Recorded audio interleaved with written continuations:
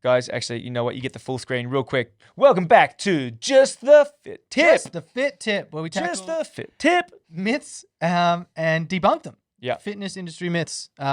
Let's get right into the tip of this one. Yes. That's gross. I want to get fit deep. Let's give you some fit tips. Fit tips, What guys. are we working on this week now? So basically, the myth that we're tackling this week is that you need to confuse the muscles so you don't plateau. You got to jump in. Got to confuse them. You got to do something different. Surprise them. You got to wildly surprise them. different all the Confuse time. them. Yeah. All right. And that is false, guys. All right. And for the number one reason is you can confuse a muscle. It has no brain. Exactly. All right. Exactly. No brain. So where does this stem from? It stems from the theory that was not even a theory, scientific theories, and like this is why it stems is because you need to give an adequate stimulus for growth or change or for it's something to keep progressing, right? So if you want to get stronger than 60 kilos and all you ever bench is 60 kilos, you are not adding extra stimulus, right, to get that change that you desire, right? So you need to change. Now, in saying that, that doesn't mean that 1 week you do bench press, the next week you do incline dumbbell bench, the week after you do close grip bench. Like you are giving it different. You are you're confusing me.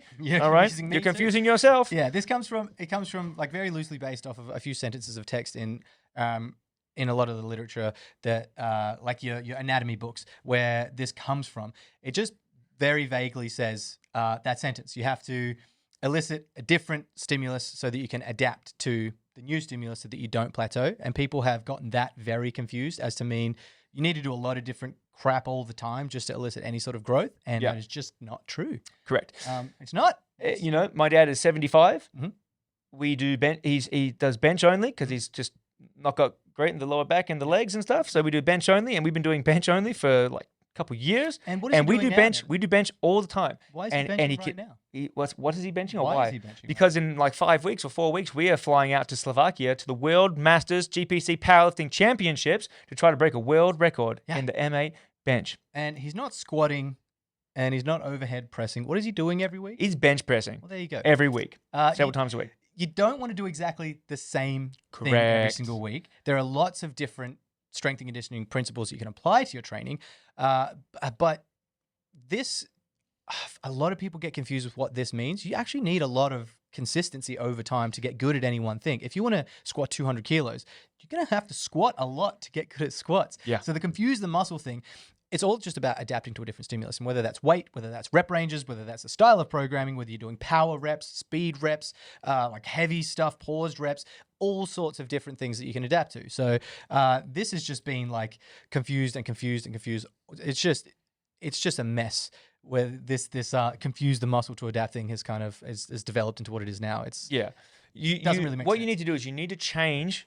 You need to create an adequate stimulus. Mm-hmm. So let's say and we can use my dad as an example.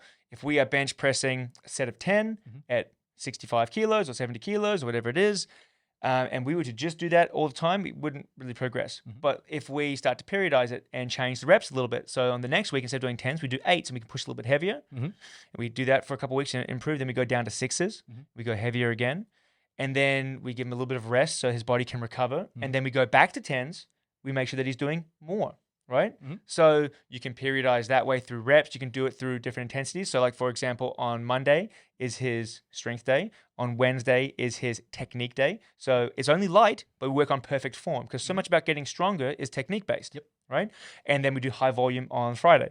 Yep. So as long as you are creating adequate stimulus where you are doing different intensities, different volumes of work, something that's going to elicit that response to get stronger, that's fine. You don't need to change every single time that you do an exercise. And I've seen a few programs like that as well, where they are just like that. There's so much variation in it.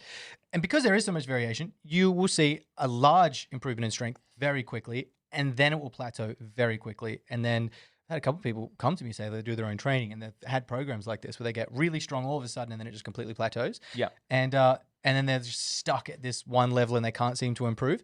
Anyone will get a lot of improvement out of just lifting weights heavy and just doing whatever. Like whatever you lift initially, you will. You'll get some improvement from. But if you want long, consistent improvements over time, then you need to you need to employ a lot of different techniques, like strength and conditioning techniques, like periodization is one of them, and Right. accommodating resistance exercises, all sorts of different things that are like in conjunction with a planned program Yep. to help you improve. And it's important you said that as well. The higher the level the athlete, the more stimulus is needed for adaptation. Yeah. So you need to be switched on about what that stimulus is, right? So so that's really important to keep in mind. A lot of this, I think, people might get confused if you're just starting off and you're Googling, like powerlifting and strength training and this and that. You might find a fair bit of resources from Westside Barbell, right? Now, Westside Barbell These is ones I one of the find, strongest gyms ever, right? They have produced, I think, the most all-time world records in powerlifting out of any gym in the world. Mhm. Their type of training, conjugate method, they basically do change the exercise every single time. Yeah. They don't do the Almost same thing every in the count, session, right? they don't do the same 2 lifts in a calendar year. Yeah. There is some problem. So they are constantly getting different stimulus, right? But this has a lot of downfalls as well. One is that people that are just starting off and don't have a good base level of strength or technique are just going to hurt themselves, Mhm. right? Two, Because you're pushing, it's based on intensities, and they push to 90 and 95% quite often. correct. Yeah. And two, the problem with that is, like you're saying, well, injury risk is a lot for individuals as well, is that they are mainly equipped powerlifters, Mhm. all right, which is very, very, very, very, very different Yep. from raw powerlifting and strength training. Really rough on your body as well. Correct. And then another thing is, even though they have so many records, they also bomb out of most of the comps because they do so little actual work on the competition lift as it's meant to be done. They're always missing and bombing out. So it's sort of like all or nothing with them. But the reason why that works for those guys is because the people that are doing that programming are like amazing top tier athletes. And if you get a regular person to try and do the same workload or the same style of training or programming as top tier athletes, a lot of just normal, everyday, regular people can't handle that type of load or stimulus. It's too much. So you'll get something out of it to begin with, sure. But then, like Nev was saying, like, there's a rate of injury, total plateau, and then just the consistent improvement over time isn't there because it's too much too quickly. They're also on all the drugs, so. Oh yeah, Like all of lots them. of lots of drugs. Lots like of- as much as you can fit into a person without them dying. And just. sometimes sometimes they still do. Yeah. Yeah. There's a lot of PEDs going on in that sort of realm of powerlifting and competition. Yeah. So instead of thinking about confusing the muscle, just think less about that and stop confusing yourself. yeah, because you can have a good stimulus change doing the same exercise for a long time. However, there are some reasons why you might want to change the exercises up completely. Tell me, Nevin. Well, it's Tell just me what they are. the monotony of training, right? So if you're doing the same thing all the time, even if it's working for you, people get burnt out, they get bored. It's like, who wants to come into the gym and do the same thing?